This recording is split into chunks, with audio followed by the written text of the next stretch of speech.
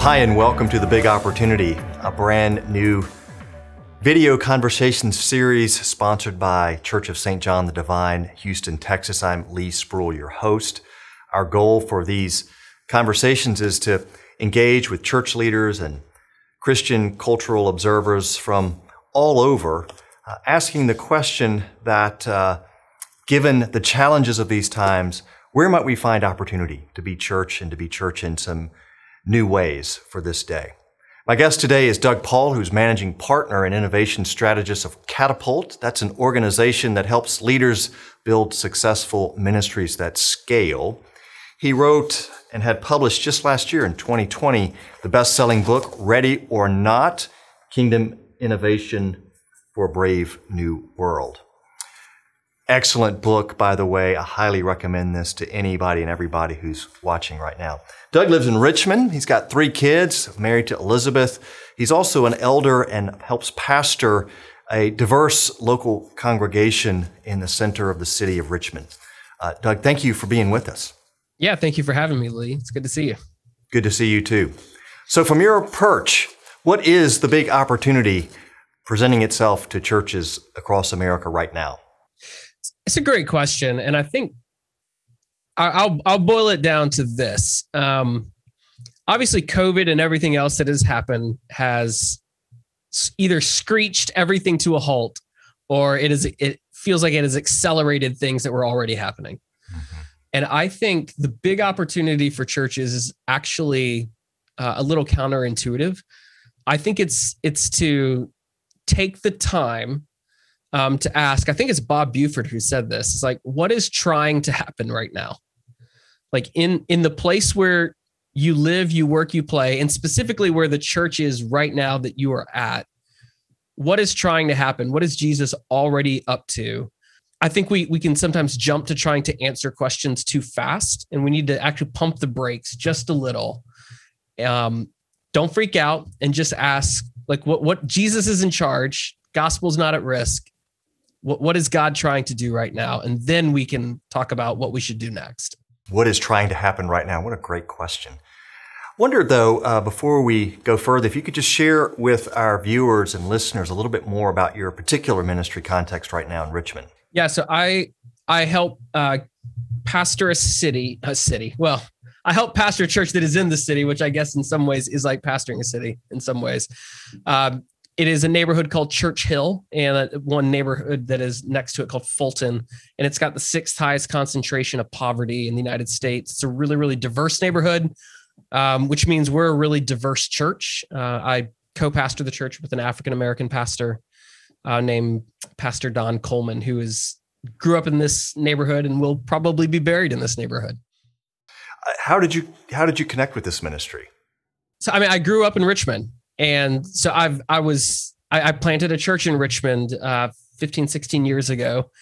And I had known about the church, and eventually I'd left the city for a while, came back when there was a position that was open to work here. I was at another church, and a good friend of mine had actually started the church with Don, and they were looking for a replacement. And I entered that process of calling. So here I am.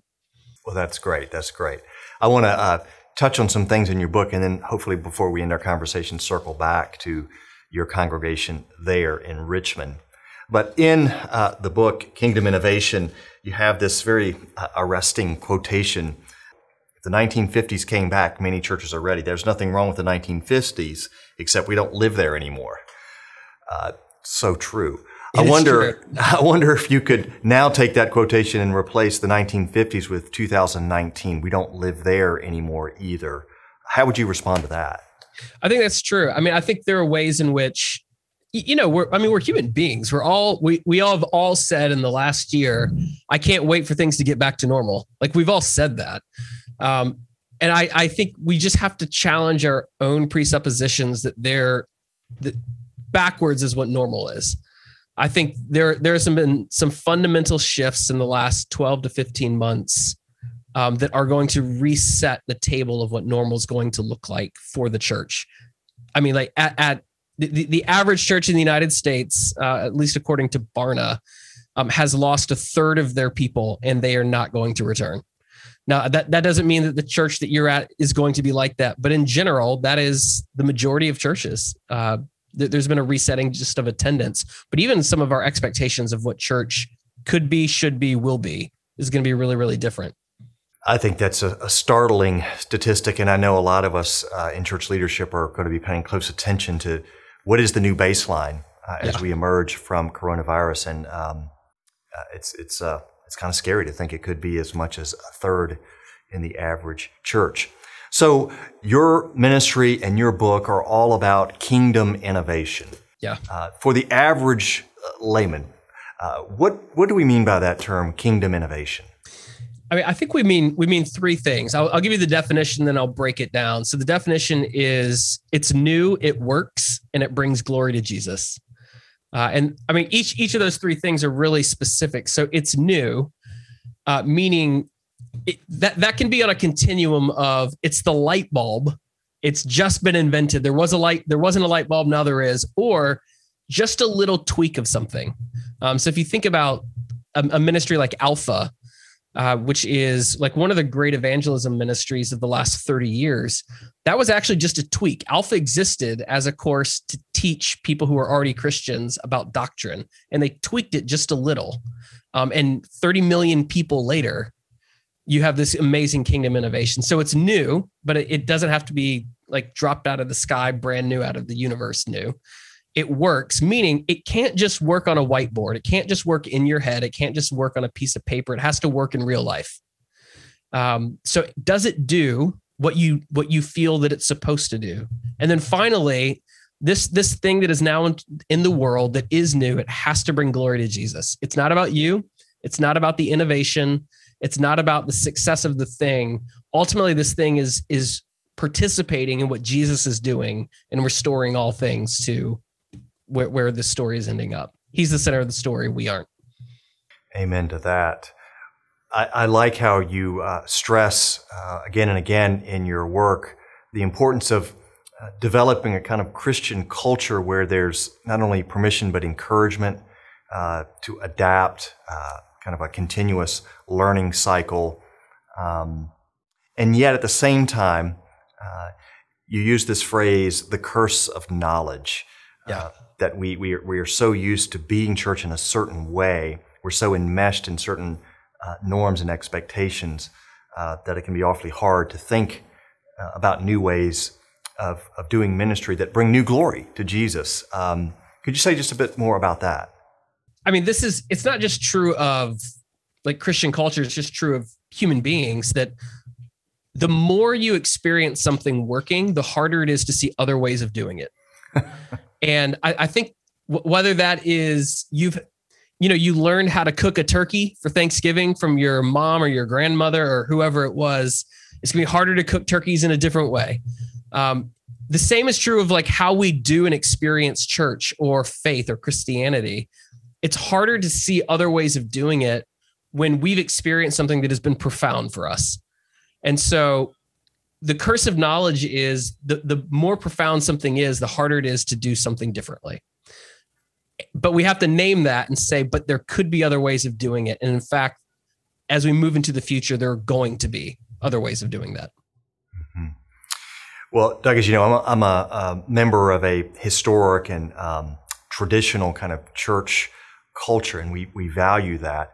Can you give me as a pastor some practical examples of what that might look like? I think it's not throwing the baby out with the bathwater. It's not saying we're throwing out all tradition. We're throwing out the 500 years of history that we have. But I think it's contextualizing.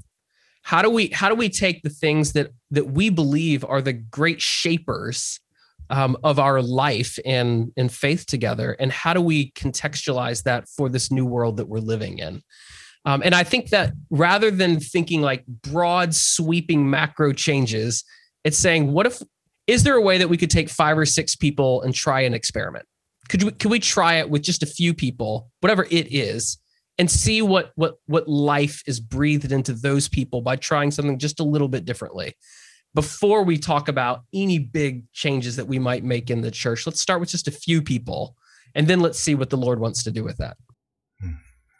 That's great. And again, remembering your encouragement to ask as the final evaluative question about anything we're doing that's new is Jesus being glorified in this? Well, I consider you one of the most innovative church leaders that I'm familiar with in the United States. And I just, because of your engagement in these kinds of questions, I wonder what it is that you yourself have learned that's been most impactful over the last, say, 14 months or so. How's that been playing itself out in your local congregation there in Richmond as well? I think it's a really important question. The thing that I've been thinking about with that, there's a book that I read, I don't know, maybe 10 years ago that I've really returned to during COVID. It's by a guy named Edwin Friedman. The book was Failure of Nerve, which I think is one of the best books I've ever read and probably the best leadership book I've ever read. And he talks about, I mean, it's one of those things where you read it, but it doesn't fully hit you until like it really hits you. And it was this idea of being a non-anxious presence. Like, what does it look like to like absorb all of the chaos and all of the confusion and to actually absorb that and be a steadying presence in the room with people and provide simple, direct leadership forward. And I think as I think about what I've been kind of like mulling on and chewing on in the last year, and then hopefully living out in some of my life in leadership, both for our family and then for, the church that I'm serving at and even the organization that I help lead, I think that's what I've been thinking a lot about. Is it's very easy to be reactive. And it's been, within COVID, within this political climate, within all the social upheaval we've been experiencing, it's really easy to react.